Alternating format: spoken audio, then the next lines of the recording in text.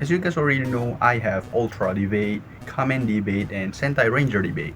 So I'm thinking of making a new one called Goji Debate. As you'll probably guess it, this is content specifically for Gojira or Godzilla or whatever you want to call it.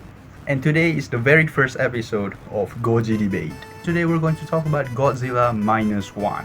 First things first. Let's talk about the elephant in the room. That is the design of this Godzilla. Honestly, isn't a fan of this design at all, but it actually works for what they're going for. What they're going for is basically a more realistic take on Godzilla, where basically they want Godzilla to look like something that could exist in this world. In other words, we can have Godzilla looking like some sort of suit or cartoon or anime style monster. Instead, we're going to make Godzilla look like a creature that exists. And honestly, I don't mind this idea at all. I actually really like that we're going for realism. And the reason is quite simple. Godzilla is supposed to be a horror movie slash monster movie. The first time Godzilla is on screen, he's already a horrific monster, and the design is not as realistic, but you can see that they're going for a realistic design. But after a while, Godzilla is more of a tokusatsu series than an actual horrific monster series that they're going for back then, which is also fun. I guess they're trying to revive back the idea of Godzilla being a monster that are not ally to us. It's an enemy. A lot of people doesn't like this design because this design is based off the Godzilla ride. Some people think that is lazy, that they just took a ride design and use it in a movie. Some people think that it is justified because the director of the ride and director of this movie is the same person. And I think that's fine. It makes the movie production a lot easier and faster.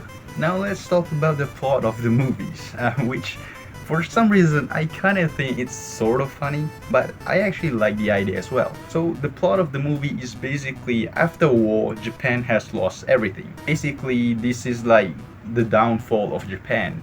Like Japan has lost everything. Their technologies, their people, only left with a couple of person that survive and probably not gonna do so much. And what happened is that Godzilla appears and do something worse.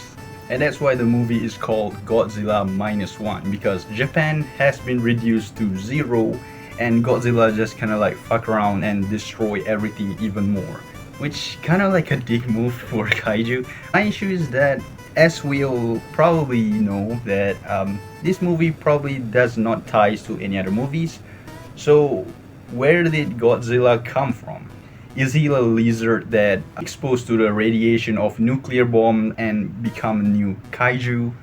Or is it like new stories? I don't know what Godzilla motive in this movie basically, because usually Godzilla just fight other kaiju because, you know, he want to show his dominance, like he owns Tokyo, Japan. But in this movie, we don't know what his motive yet. Like, is he just like a big monsters that just want to destroy everything, or does he came out to eat people? Thanks for watching. I hope you guys enjoyed this video. Don't forget to like and subscribe, and I see you guys in the next video.